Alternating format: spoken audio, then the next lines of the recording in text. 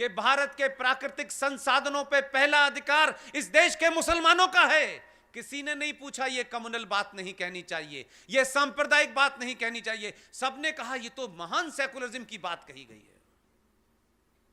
इसलिए कुछ लोगों को आदत पड़ गई थी ऐसे ही बयान सुनने की। अब वो बयान उनको सुनाई नहीं दे रहे, अब कुछ और बयान सुनाई दे रहे हैं। अब कुछ और वेशभूषा का आदमी उन्हें नजर आ रहा है, क्योंकि उनकी ताकत इतनी थी कि उनके मर्जी की बात नहीं होगी तो वो देश की कानून को नहीं चलने देंगे।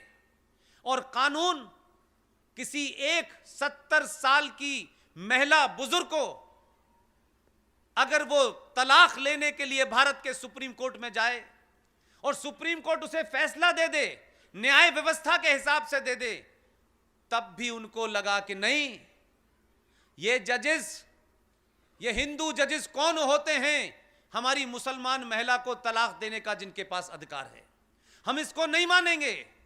उस भीड़ तंत्र ने इतना दबाव बनाया कि भारत की पार्लियामेंट ने वो फैसला पलट दिया। उनकी ताकत बढ़ती गई, जिसकी बात मैंने शुरू में की थी कि इस देश में एक न दिखने वाली सत्ता पिछले 70 सालों में मजबूत तरीके से बनाई गई। वो 370 से शुरू हुई, 35A से शुरू हुई, माइनॉरिटी कैरेक्टर से शुरू हुई, नेशनल कमीशन फॉर माइनॉरिटी से शुरू हुई, वो all India Muslim personal law board से शुरू हुई, वो राम मंदिर के ऊपर फैसला न देने से शुरू हुई। इसलिए हजारों ऐसे काम हमने संविधान और संविधान के बाहर किए जिससे उनको लगने लगा कि इस देश में कोई सत्ता पे बैठ जाए लेकिन हमारी अनदेखी नहीं कर सकता। हमारी जो भी नाजायज मांग है उसके सामने उसको झुकना ही पड़ेगा। इस बदख्याली में 70 साल निकल गए। हलीम और बिरयानी बहुत खाई। उनको लगने लगा कि जो भी भारत का प्रधानमंत्री होगा वो कितना भी बड़ा हिंदूवादी हो जाए, टोपी लगा के अगर उसने इफ्तार नहीं दिया तो हम कहेंगे ये कम्युनल है। सनातनियों, अपने होने का जरा सा बोध किया आपने। एक आदमी ने सिर्फ इतना ही कहा, मैं तुम्हारे लिए अपनी पहचान नहीं बदलूंगा, मैं इस देश का प्रधानमंत्री हूं, सिर्फ तुम्हारा नहीं हूं। तुम 30% हो, 90% लोग भी हैं। इसलिए जब उसने टोपी नहीं लगाई तो लोगों ने कहा इसको रोको, ये तो टोपी नहीं लगाता, ये तो इफ्तार भी नहीं देता अपने गुजरात राज्य में। ये मैसेज पूरे देश के सनातनियों को जब गया तो सनातनियों को पहली बार लगा कम से कम ये सच तो बोल रहा है, एक बार इसके ऊपर भी दांव लगाया जाए। आपने दांव लगाया तो मालूम है उसने क्या किया? प्रधानमंत्री की शपथ लेते ही कुछ लोग अमेरिका जाते हैं सलाम करने। प्रधानमंत्री बनते ही इसने उस राष्ट्र की यात्रा की जो इस दुनिया में सबसे छोटा सा है, जिसको कोई जानता भी नहीं है। मैसेज उसका था क्लियर, हमने नहीं समझा। प्रधानमंत्री बनते ही वो भूटान गया जो अखंड भारत का हिस्सा था। दूसरी यात्रा नेपाल की, अखंड भारत का हिस्सा था। अफगानिस्तान गया, श्रीलंका गया। एक राज्य ऐसा भी है, एक देश ऐसा भी है, वहां जाने के लिए उसको रास्ता निकालना था। वो वहां से आया अफगानिस्तान से, उसने कहा कि मैं जरा सा मिलना चाहता हूं, आपकी बेटी की शादी है। उतर गया बगैर बताए। जो वहां से बैठे बैठे उसे मार रहे थे, उसने कहा मैं तुम्हारे बीच में उतर गया तुम्हें बगैर बताए, पता चला मैं कहां हूं। मिलके जब वापस आया तो अखंड भारत का जितना हिस्सा था पहले उसने सबकी यात्रा कर ली। किसी को यह नहीं बताया मैं क्यों यहां आया हूं, देखने गया था क्या क्या वापस लाना है।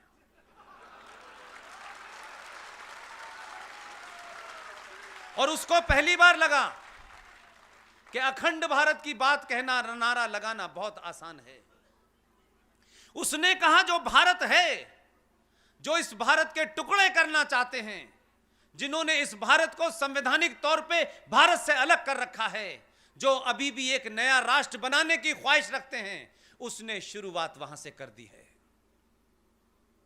इसलिए घर वापसी की जो काम में लगे हैं, अपनी एनर्जी जाया न करें, अपना समय बर्बाद न करें।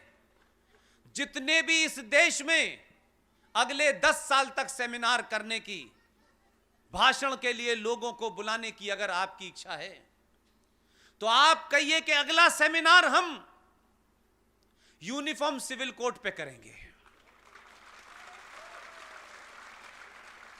और जब यूनिफॉर्म सिविल कोड आ जाए, जो आने वाला है, और ये जब कुर्सी से खड़े हों, यूनिफॉर्म सिविल कोड इन्हें फौरन बिठा देगा।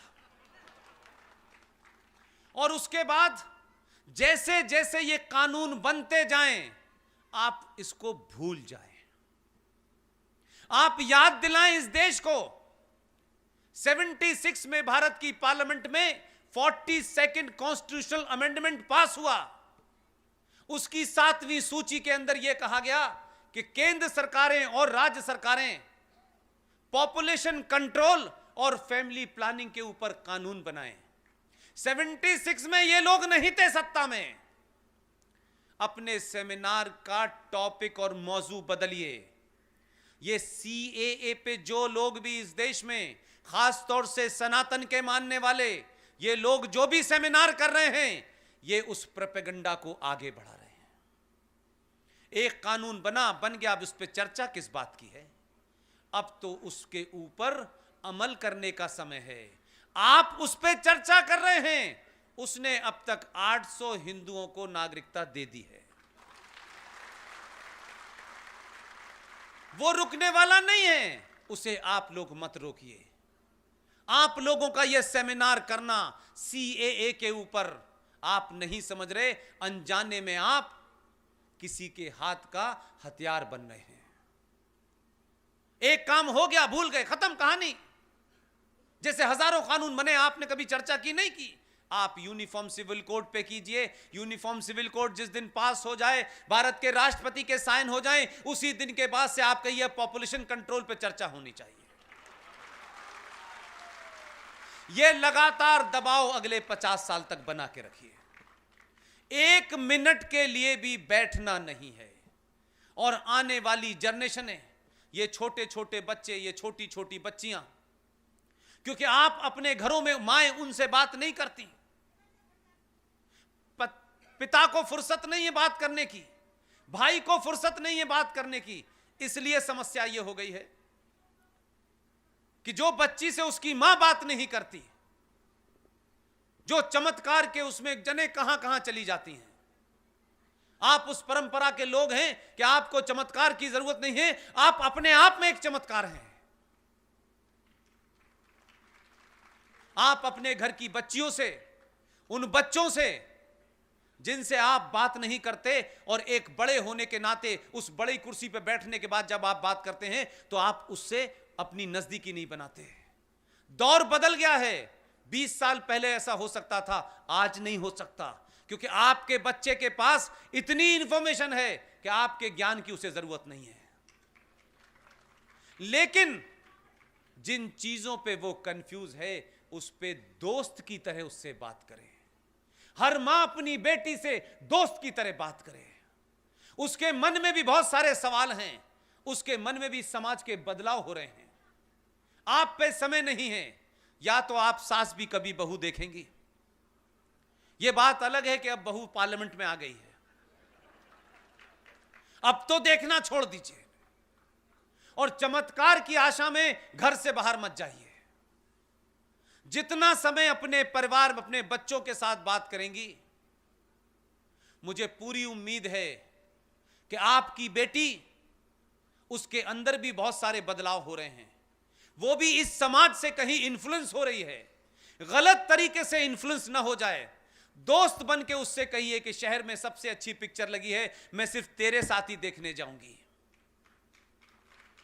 जिस दिन आप ये करने लगेंगे, वो आपकी बेटी, जिसने इस समाज में घूम रहे हुए भेड़ियों को नहीं जानती, उसे कोई पंचर वाला बहका लेके चला जाएगा और बहुत देर हो जाएगी। वो पंचर वाला अपने एजेंडे पे है, क्योंकि मस्जिदों से उसका ऐलान हो चुका है।